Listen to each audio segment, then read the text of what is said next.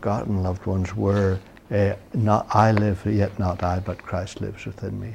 I suspect it's Galatians 2 or 20 or something like that, but does anybody know that reference?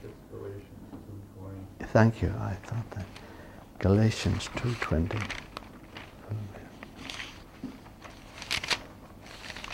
It's just so direct, you know, it's such a plain statement where Paul is speaking, you know, and then kind of corrects himself.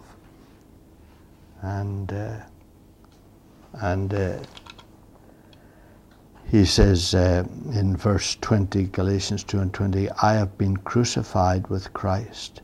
It is no longer I who live, but Christ who lives in me. And the life I now live in the flesh, I live by faith in the Son of God, who loved me and gave himself for me. You remember there is some other verse, but you're right, Greg, that is the one, or that's the plainest statement of it. There's the other one where he says, this life I live, yet not I, but Christ lives within me, you know, as if he kind of catches himself. And I do think that it's really important for us not to reduce the importance or the reality or the seriousness of that by taking the usual attitude, you know, that we certainly took in the Protestant church, and I suppose we all took it, whatever church we were in. Oh yes, you know, Christ lives in me, and that's right. And we really tend to mean, well, he lives together with me, you know, it is my life, but he lives with me. And I think that you all are getting hold of the fact that it's far, far different than that, you know.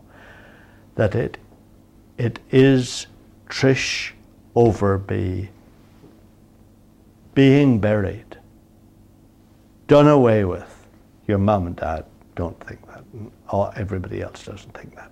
But as far as we are concerned, as far as you are concerned, that being has gone, has been buried with Christ.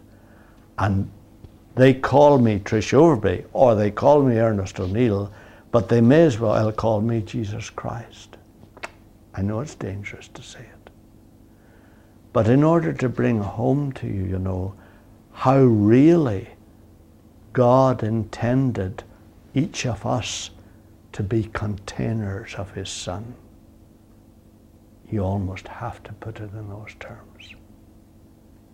And I do think that we have great difficulty over that, partly because of the thinking of our society, but partly too because there's a little itchy bit called Ernest O'Neill that wants to somehow continue to have an identity. And there's a little bit in each of us that, wants to be Christ, but, you know, I have my own life to live.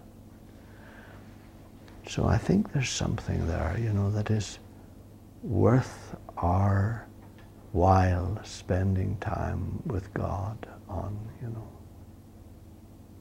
Is this my life, or is this your life? You know, Christ. Let's think of him in his robes, and everybody calling him Trish, or calling him Ernest, or calling him Joanne. Let's think of it that way. Him in his robes, and here they are calling him Ernest, or calling him Martha. So I think it's something very serious, you know, that, I mean, I sympathize with everybody here because we all have the same trouble. It seems so ridiculous. And, you know, behind us is all the old satanic deception, you know, there are all kinds of people in the hospital who think they're Napoleon, you know, who think they're Jesus Christ. But forgetting all that foolishness, all that silliness, it seems to me that's why you and I are here on earth. That's why you are different from everybody else. That's why it is such a deathly loss for our Father if he is not able to live in you. It's him not able to be himself. That's it. It's him not able to be himself. You're preventing him being what he is. Because you're different, because you're an expression of him. That's why you're different. Because you're an expression of him. And if you don't allow him to use that expression and you hijack it,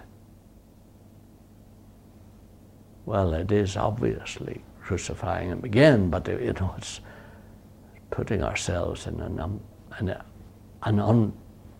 unbearable position with our Maker. So it is very important, to settle that in a real sense, it is the funeral of the person that everybody has known, And what I think is, even if I think I've done this before, I've never done it as realistically as I have now.